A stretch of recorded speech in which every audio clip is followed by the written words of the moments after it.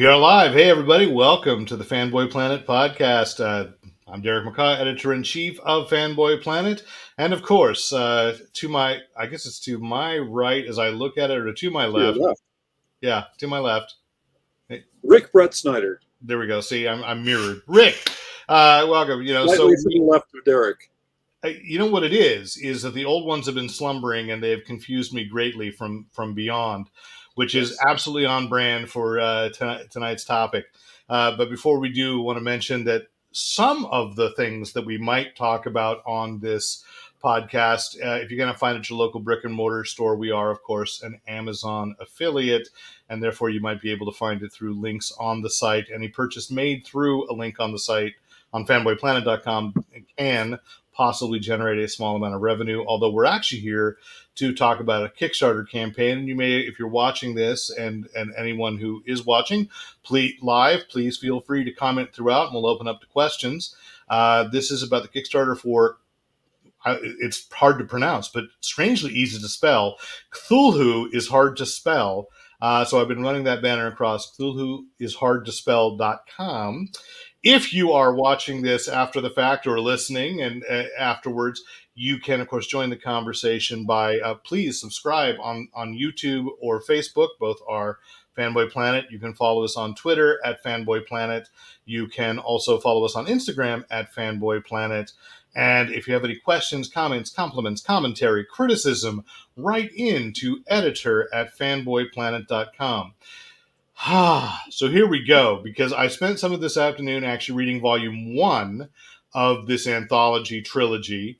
Though I think, I've got to ask the editor if this is going to become one of those things like Hitchhiker's Guide to the Galaxy, where the trilogy has 5 books, because, it just seems logical for a fodder like this with Cthulhu. Am I saying it right? Anyway, I want to welcome in. No one really dares correct anybody on that pronunciation, because what if we are all saying it wrong, and saying it right will wake them.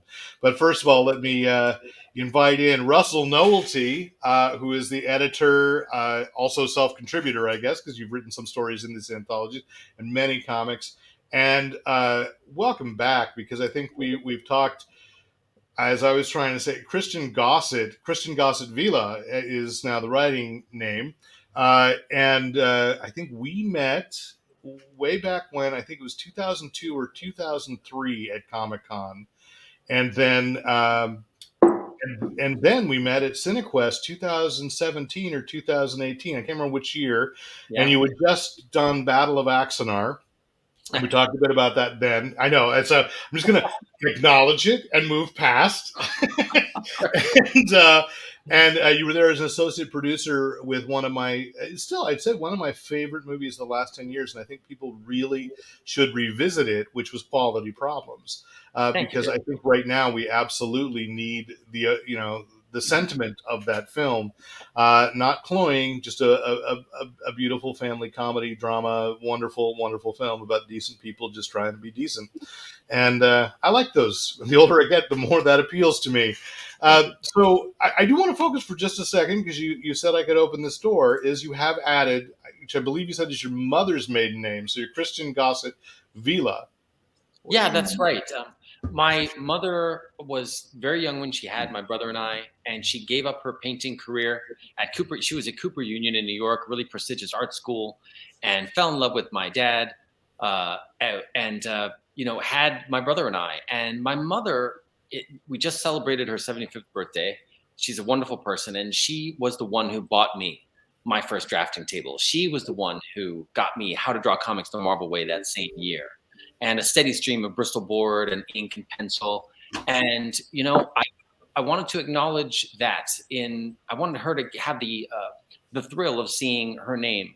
I'm currently on a Marvel show at Disney, and I can't say what it is, but it's really exciting. And the name will be changed there as well. So I'm really excited about Mom, giving her some credit for all the good that she's done me. Well, that's wonderful. Yeah, and congratulations on being on the don't speak. I understand. I live in a neighborhood with a Marvel actor, and there's a red dot. I don't know where it's coming from, but it's all it's always trained on our street. So we got to be very, very careful. Very careful. Russell, I want to focus for a moment to you because this is Cthulhu Is Hard to Spell, Volume 3. The Kickstarter campaign went live today. We're recording this the evening of 22222. I don't know how many twos are involved, but it's clearly some kind of eldritch curse is going to be, is coming for him, and it's perfect. So, I do want to know, what was the foundation of creating this anthology trilogy? Sure. Before I get into that, I just want to let you know Lovecraft never settled on a name and a pronunciation or a spelling of the Cthulhu. Oh. So like you can pretty much say whatever you want to and spell it however you want to. That's one of the jokes of the book. In the first volume, the cover is a chalkboard. And I put it back on my shelf, so I can't hold it up. But yeah. Well, and the teacher is getting. I think I have one here. Oh, I love that. Visual aids. The teacher is getting eaten by Cthulhu, but you can see it's spelled a whole bunch of ways. And one of the jokes was, it's actually really easy to spell Cthulhu. You can do it any way you want. And anyone who tells you otherwise, you can just tell them that I'm an expert in Lovecraft, and I'm telling you, you can say it however you want to. And it's pronounced Tim.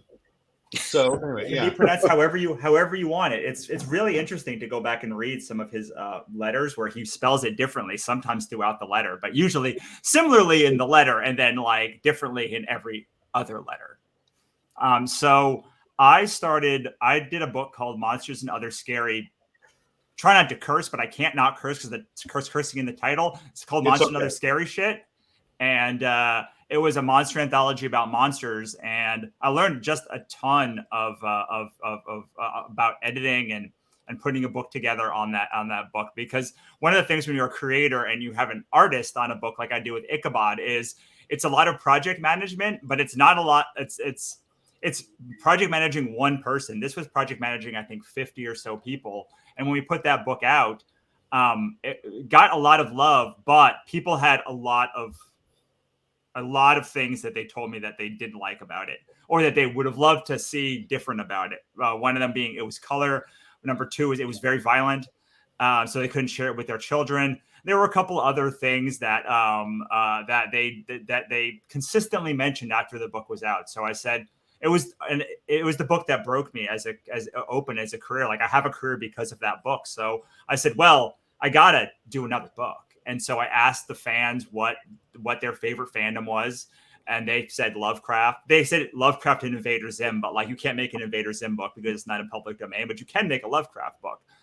So it sort of started there as a way to correct some of the mistakes that I made because I was very inexperienced as an editor then. And then also just a celebration of our fans, the wannabe press fans who like literally like fund our ability to make all of this weird stuff that we do. And then I'm going to go back to my question that I alluded to earlier.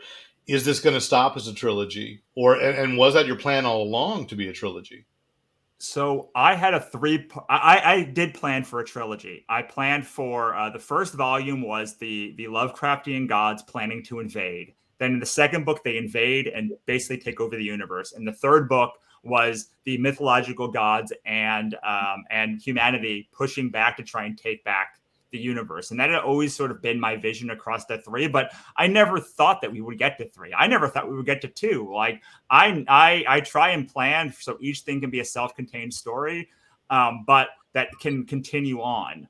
I do plan on leaving after this book. I can't talk about what I'm doing behind the scenes to see if it's possible for the book to continue.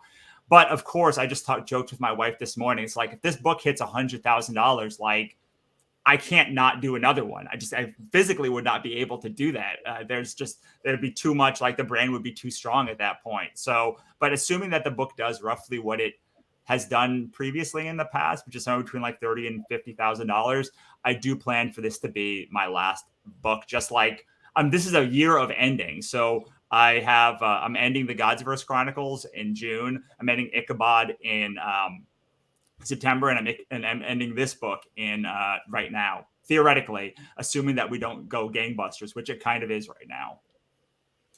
Absolutely, and should be. So, well, we'll see if there's a fourth. I want to turn back to Christian. and Russell and I were talking about this before we went live. That you made this huge splash in the early 21st century with the Red Star. Beautiful book, kind of hard to find these days, but gorgeous. Both politically, I suppose, charged and kind of proven accurate, even though it's about sorcery, involved. But and we're talking about it on a politically charged day as well. But you disappeared from comics after that, and I know you've been working very successfully in animation, production design, doing a lot, producing film, writing, doing all kinds of different things. What and then suddenly in volume 2 of Cthulhu Is Hard to Spell, you've returned. So what brought you back? It has been such a blast, this whole meeting Russell and being a part of his anthology for the last 2 volumes. Actually, I did a 3-pager. I didn't write it, but I did draw it. Marcus Perry wrote it and said, "Hey, man, you want to do this? I know you haven't done comics in a while. Do you want to do this thing?" And he told me the story, and I thought, absolutely. Being a Dungeons and Dragons player since 1984, loving that game, I discovered, of course, my first gaming group, like so many of us, that's who teaches you about Cthulhu and Lovecraft. That's who introduced me anyway. And the Necronomicon, and it's this fascinating, wonderful mythos. And so I've always wanted to do something in the mythos, but I hadn't. And so here was a great opportunity to just dip my toe in. And I kind of experienced Russell along the way. And I got to tell you, working with Russell Nohelty makes you a better freelancer. It really does. Like, Russell he has a no nonsense policy about things, and he's incredibly fair and incredibly firm. And it was just like, wow, I really like this guy. And so when that book came out, I thought, I really want to do the next year. I know Chris Simon, the editor of the book. And I said, hey, are you guys doing another one? She's like, yeah. She explained to me what's happening, this being the last book in the trilogy. And I said, oh, well, I definitely want to do it then.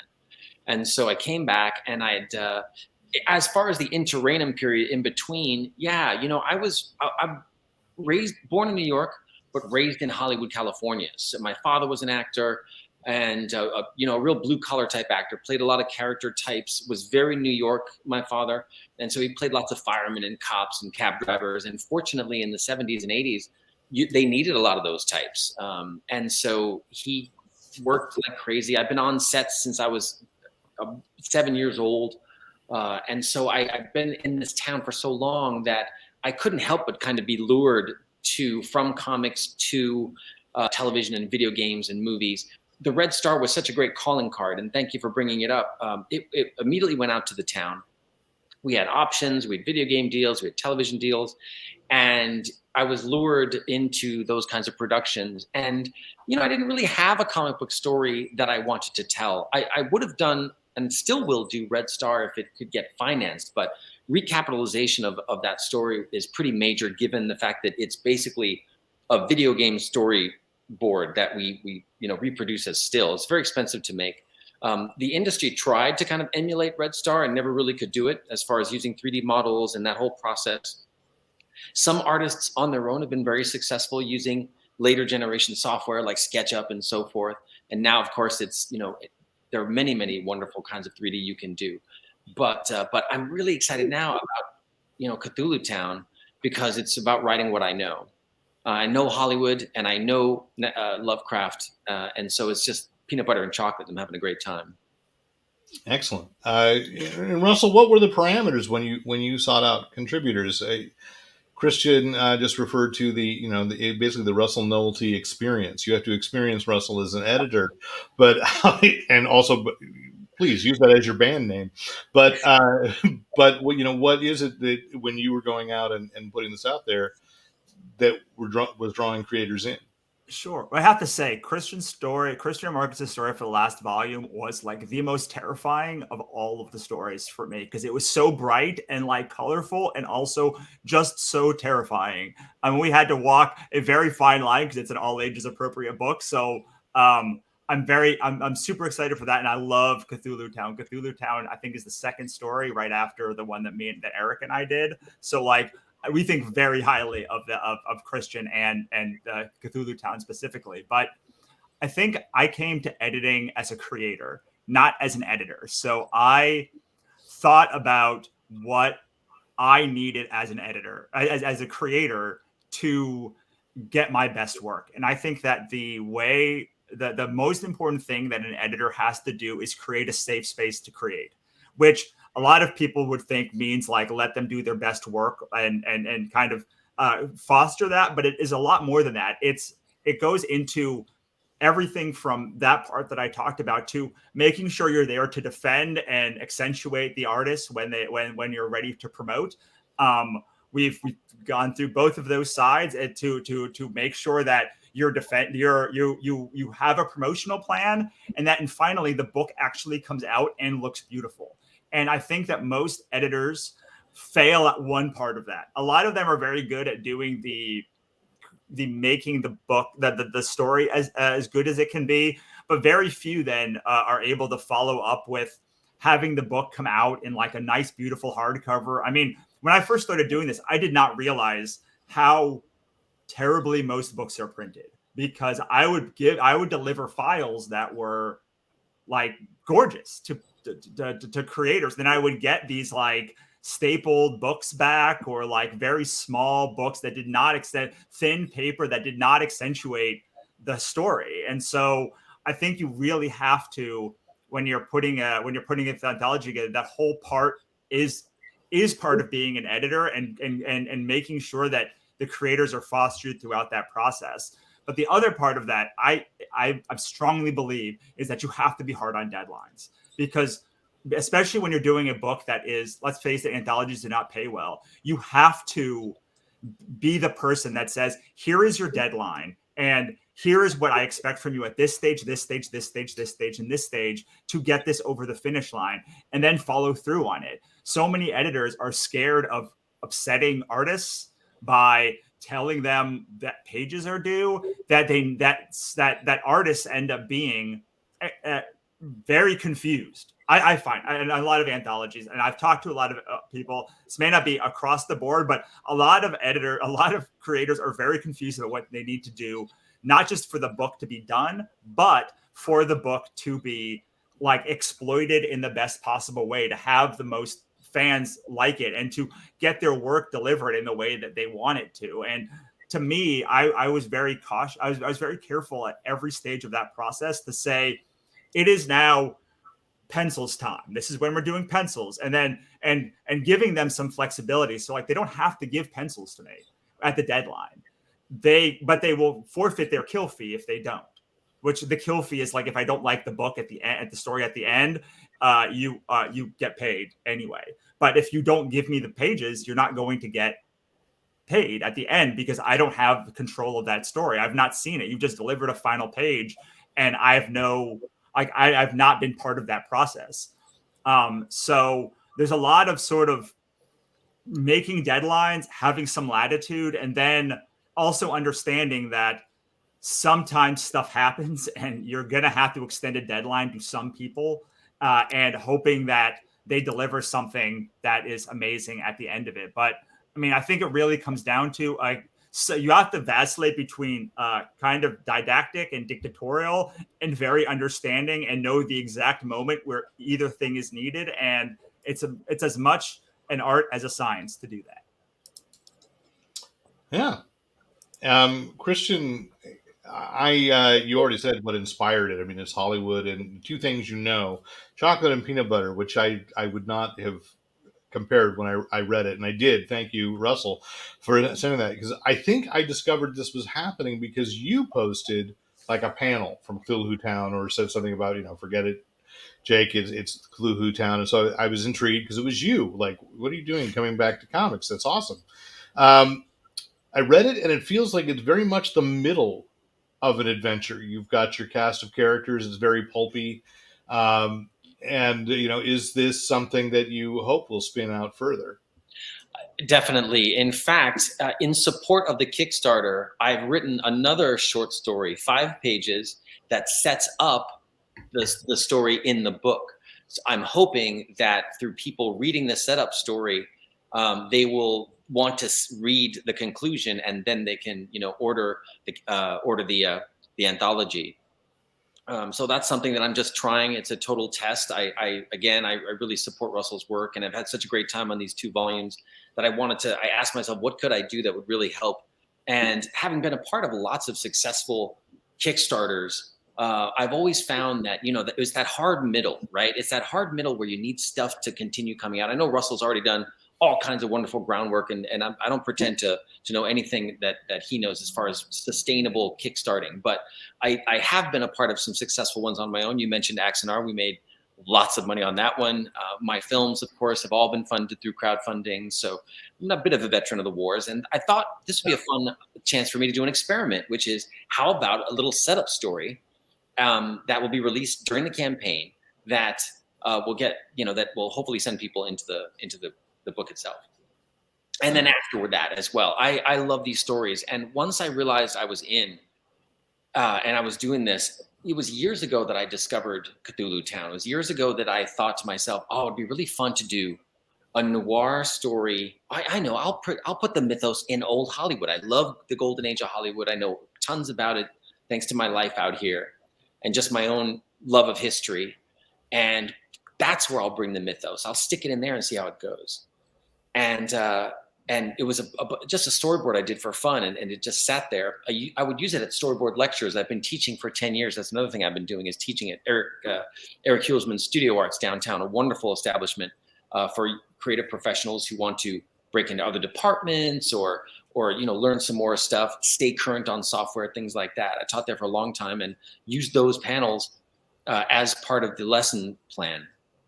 And now that I'm in it, now that I've done it, I am completely hooked. I'm completely hooked, and I'll be doing it just for fun for as long as I can.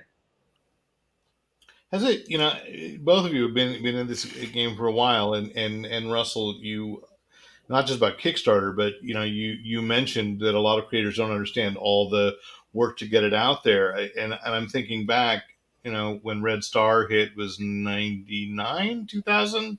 Yeah. I just remember reading. All time has gone hazy on me, but it was a while back, and how has the game changed? And it's interesting about the promotion that people don't realize they have to do to get out there. That's so true. You have said a mouthful. And in the period between Red Star and now, I have learned a great deal and have been actively doing so. And it's manifested itself in many ways. Promotion, like I said. Also, I learned a lot about Red Star, what it was, what it wasn't, what money I left on the table, how I failed my audience. There's a funny thing. Cthulhutown is told in a 9-panel grid. Big fan of Watchmen, like I'm sure many of the majority of us, let's face it.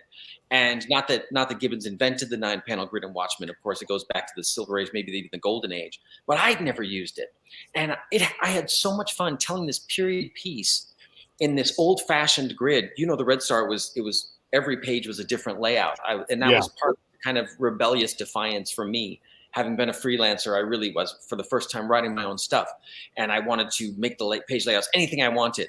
And that was good, and it was bad. And there were times when, you're going for that. You can only be as successful as you're willing to fail, right? And I assure you, I failed a few times in those layouts. But on Cthulhutown, I said, I'm going to a 9-panel grid. I'm going to be strict about it. I'm going to pour over Watchmen. I'm going to rip pages out. I'm going to redline this poor copy of Watchmen that I have that I just completely turned it into a textbook. And I really enjoyed it, and that'll stay consistent throughout all the print runs of Cthulhutown, however many there end up being. And yeah, promotion-wise, that's another thing that's been wonderful about meeting Russell is, kind of just becoming a student of the way he does it and admiring the way he can run a sustainable publishing business based on, being this dependable, reliable publisher that's going to deliver value.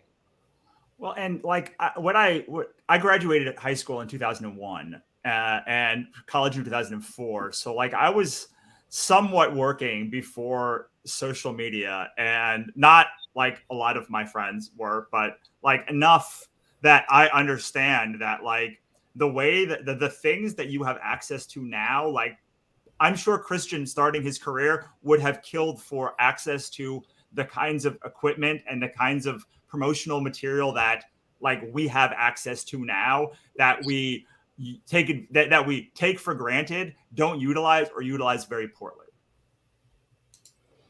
Okay. So true. So, but like it really comes down to the same principle that I'm sure Christian used, and that Stan Lee used, and that Marv Wolfman used, and that everyone has used in comics, is that like you have to. It all comes back to your audience. It all comes back to two things. It comes back to the work, and Christian's talked about this a little bit. Is what I've learned in the past 10 years of doing this is all you have is the work at the end of the day. Like your work might sell 10 copies, it might sell 100 copies, it might sell 1,000,000 copies. And like I know enough publishers to know that is often luck based. Like all you can do is put out the right work that your gut feels about and hope one out of every 100 times you have a hit. You think about like March or George Takei's book. It's like those are like the 2 million book sellers that Top Shelf, I believe, has ever put out. And they've been around for 20 years. So, and they didn't have that kind of success. My friend had his first book that hit 100,000 20 years after he published, of putting out very, very good books. So you really, the first thing you have to understand is for marketing is like it all comes back to the work, and every piece of work has a shelf, has a ceiling and a floor, which means it can sell maximum this amount of books, and it will probably not sell less than these amount of books. And part of that is your audience size, but a large part of it is the topic that you choose to take. And literally every decision you make, every decision that Christian made with the Red Star was a thing that either increased the amount of people that could potentially buy it, including studios and game developers and everything, or it decreased the amount of people that would buy it.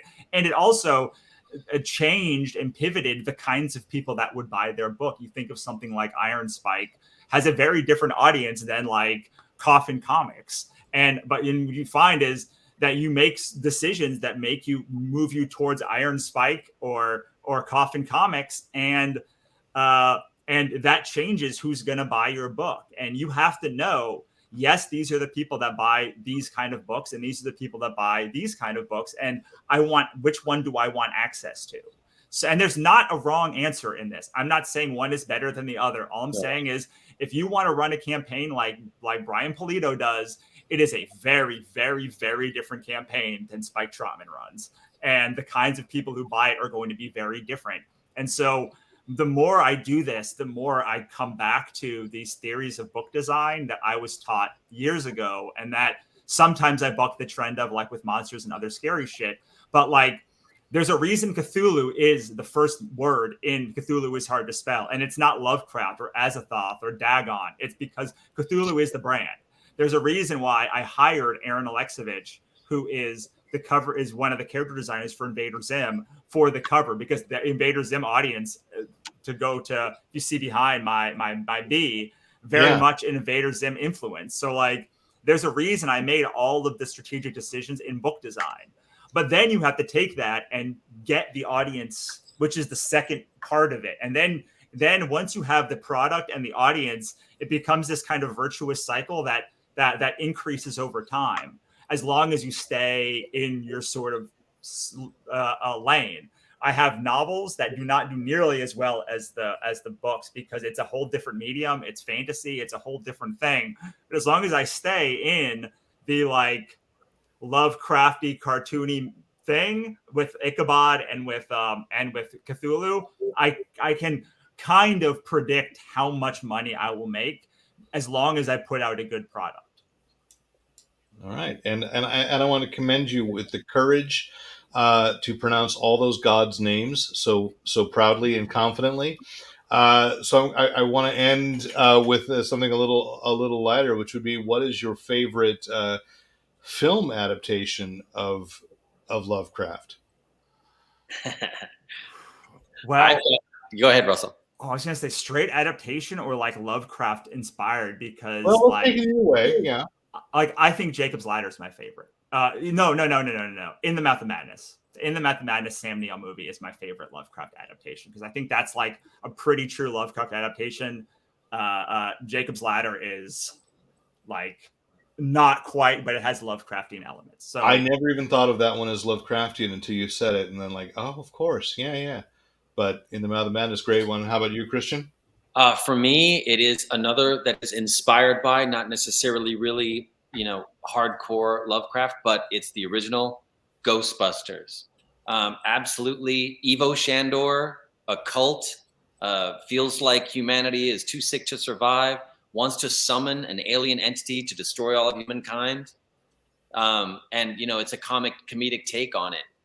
It's a send up of the mythos, but I mean, absolutely for me, Ray runs an occult bookstore. For me, Ghostbusters is a fantastic send up of Cthulhu.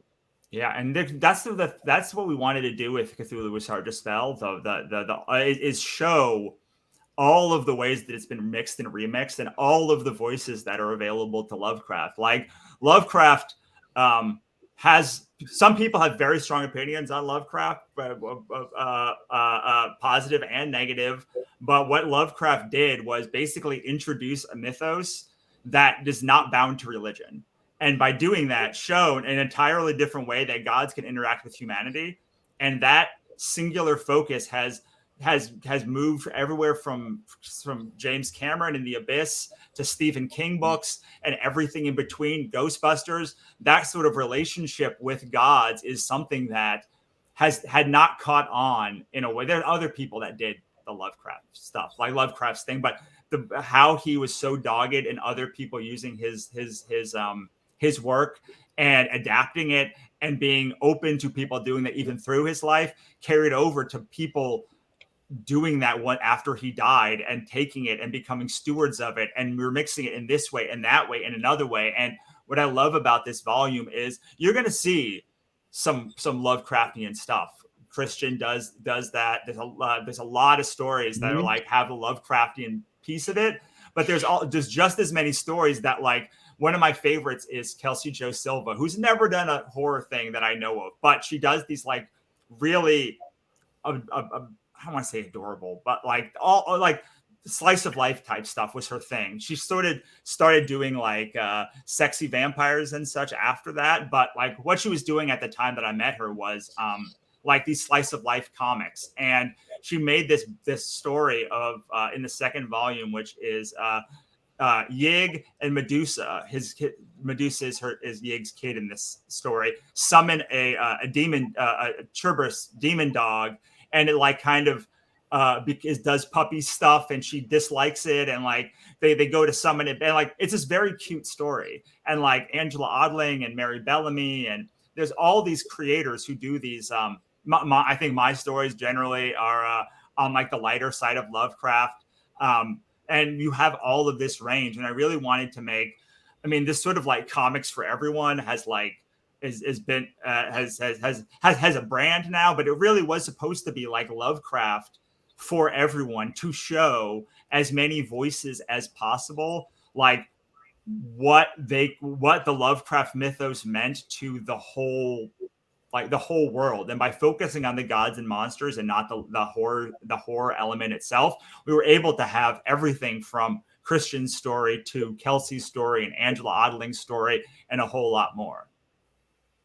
Yeah. It's been, I'm sorry. It's been, I'll tell you, I have to give Russell credit, because when I first turned in my story from volume 2, I'm still the Red Star guy. I did all this crazy stuff with the floating panels and all this, motion at the borders. And I turned it into Chris, and she said, listen, there's a look to this book. There is a feel to this book. It's all ages. And it is also no bleed. You stay in the page. And I was like, that's diabolical. I redid the whole thing. And I'll tell you though, when I got the book and I read through it, I was like, for the next one, I'm going to have fun with this. I'm going to actually lean into this creative limitation. And I'm grateful for that too. So thanks again, Russell. Well, thank you so much for saying that. And honestly, I think that the most creativity comes from structure. Like that is one of the things that I think drives all of the anthologies, was creating structure, 2, 4, 6, or 8 pages. Like, here is the tone. Here has to be no bleed. It has to have no blood, no sex, no violence you would not see on Saturday morning cartoons. And like, those are the limitations. And in that means that everyone is playing with the same 80%. But what Christian and all the other creators do with that other 15 to 25% that they have, that is they are such a bevy of wonderful stories. And like I think of all of these stories from like Angela Odling, who does these very cute kind of like, but very profound stories. And then you have Nick Kremenick, who does this very dark, haunted, like monsters crime story. And you can have both of them live in the same book, because you have those limitations of that it's all going to have no bleed. They're all going to not have sex. That is the unifying thing, is thematically it looks like it is one book, even though it is really 40 books. And yeah, and it's the best of what an anthology should be, at least volume 1, having read through. I only read a couple stories out of volume 3 because I want to hold it in my hands, and I'm one of those. But, it is such a wide variety of tone and style, and I think will really, expose people to a lot of different creators they might not have otherwise taken a look at. And I love a book that does that. And I thank you both for coming on. I know this is really short notice when I realized last night, hey, this Kickstarter happens, and I know a couple of people. Hey, can we do this? My dad's got a barn. Let's put on a show. And Exactly. so thanks for joining this. And once again, to everyone who's watching, during or afterwards, if you have any questions, comments, compliments, commentary, criticism, write into editor@fanboyplanet.com. We know there are a lot of voices out there talking about comics and talking about movies, and I didn't even ask, who's the best actor interpreter. I'm going to throw this out to the audience. Best Lovecraft interpreter, is it Jeffrey Combs or Nicolas Cage? Who was the ultimate Lovecraft actor? But thank everybody for spending the time, and Russell and Christian again, thank you. I'm Derek McCaw, editor-in-chief of fanboyplanet.com. And I'm Ric Brett Snyder. Thank you. And am I reminding them anything? You told me we were going to do this. Yeah, no, we'll add it in, but here it is. For those who know it, Jeez. there it is. We're going to run it across the bottom. And in the Use your meantime, powers for good. everyone have a good evening.